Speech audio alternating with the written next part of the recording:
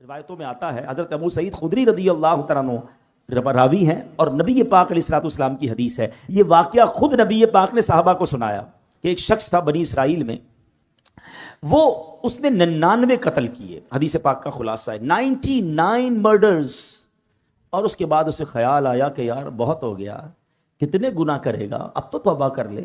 وہ ایک راہب کے پاس گیا، سو کالڈ مولوی صاحب، اس زمانے کے بھی سو کالڈ ہوں گے، علم تھا نہیں، لکس لائک، بے شک ہم بھی آج کل ہر داڑھی والے کو عالم دین سمجھ لیتے ہیں، بلکہ اب تو بغیر داڑھی والے کو بھی عالم دین کہنا لوگوں نے شروع کر دیا۔ یہ عجب فنومنا چلا ہے کہ جس کی مرضی وہ اسلام کی انٹرپریٹیشن کر رہا ہے اور لوگ اسے سنی جا رہے ہیں۔ اللہ کے بندوں، عالم دین صحیح عقیدے والے سے بات سنو گے تو سمجھ آئے گی۔ یہ حدیث بھی اسی طرف رہنمائی کر رہی ہے کہ کہنے کو وہ کوئی مذہبی آدمی ہوگا، یہ بندہ چلا گیا اس کے پاس، کہا حضرت 99 قتل کیے ہیں، کیا میری توبہ قبول ہوگی؟ وہ بندہ، اس نے کہا خدا کا خوف کر، 99 بندوں کا قاتل، تیری توبہ قبول نہیں ہونی۔ اس نے اس بندے کو اللہ کی رحمت سے مایوس کر دیا۔ اب وہ پہلے ہی قاتل تھا، اس نے کہا چلو پھر سینچری پوری کرتے ہیں۔ اس نے اس راہب کو بھی مار دیا، 100 قتل کر لیے۔ پھر خیال آیا نہیں، غلط کیا، توبہ کرنی چاہیے۔ پھر کسی عالم دین کے پاس گیا، اب عالم دین نے کہا کہ نہیں، تمہاری توبہ قبول ہو جائے گی، گھبراؤ نہیں، اللہ کی رحمت سے مایوس نہ ہو، ایسا کرو فلاں علاقے میں نیک لوگوں کی ایک بستی ہے، تو ادھر چلے جاؤ اور ان نیک لوگوں کے قریب جا کر اللہ کی بارگاہ میں دعا کرنا، تو اللہ کریم جو ہے تجھ پر رحمت فرما دے گا، تیری توبہ قبول کر لے گا۔ یہ بندے نے نیت کی، اچھی نیت، اور چل پڑا۔ اللہ کی شان دیکھو، راستے میں اس کا انتقال ہو گیا، عذاب کے فرشتے آ گئے، ہم لے جائیں گے، 100 بندوں کا قاتل ہے، رحمت کے فرشتے آ گئے، ہم لے جائیں گے، توبہ کی نیت کر لی تھی، چل پڑا تھا، اللہ سے دوستی کا ارادہ کر لیا تھا، یہ چل پڑا ہے۔ اب دونوں قسم کے فرشتوں میں ایک طرح سے بحث شروع ہو گئی۔ عذاب کے فرشتے کہتے ہم لے جائیں گے، توبہ کی تھوڑی تھی، گھر سے نکلا ہی تھا، ارے 100 تو قتل کر دیے ہیں۔ رحمت کے فرشتے کہتے نہیں، اللہ کی راہ پہ چل پڑا تھا، دل میں شرم اور ندامت آ گئی تھی، ہم لے جائیں گے۔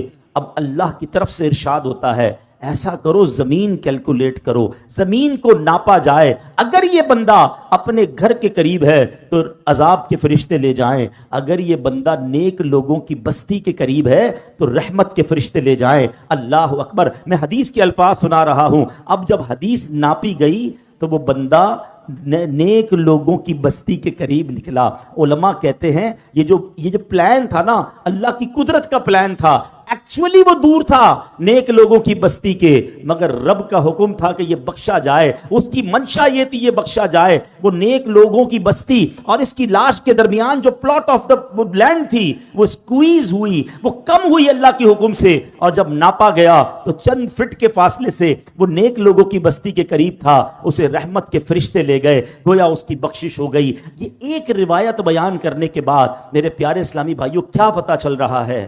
وہ رحیم، وہ کریم، وہ توبہ قبول کرنے والا ہے، وہ معاف کرنے والا ہے، اس کی رحمت چاہتی ہم بخشے جائیں، مگر یہ بندہ ہے جو توبہ نہیں کرتا، یہ بندہ ہے جو اس کی بارگاہ میں سر نہیں جھکاتا، وہ اس سے دوستی نہیں کرتا۔ میرے پیارے اسلامی بھائیوں، اس حدیث سے ایک اور بہت خوبصورت بات سیکھنے کو ملی ہے۔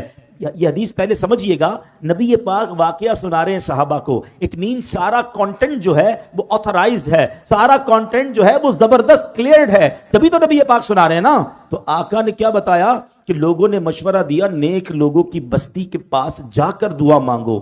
اٹ مینز کہ اگر آج بھی کوئی اللہ والوں کے پاس اگر حیات ہیں تو ان کی صحبت میں جا کر دعا مانگے، اور اگر دنیا سے چلے گئے ہیں اور ان کے مزار کے پاس جا کر اللہ سے دعا مانگے کہ اللہ ان کے صدقے، نیک لوگوں کے صدقے، مبارک جگہ کے صدقے میری توبہ قبول فرما لے۔ تو جہاں رحمتیں برس رہی ہو ادھر جا کر دعا کرنا، ادھر جا کر اللہ سے مانگنا، یہ اس حدیث سے ثابت ہے۔ ویسے تو قرآن کی آیت سے بھی ثابت ہے کہ جب حضرت زکریہ علیہ السلام کو دعا کرنی تھی، بیٹے کی تمنا تھی، تو قرآن کہتا ہے حضرت زکریہ کہاں گئے تھے؟ محراب مریم میں گئے تھے۔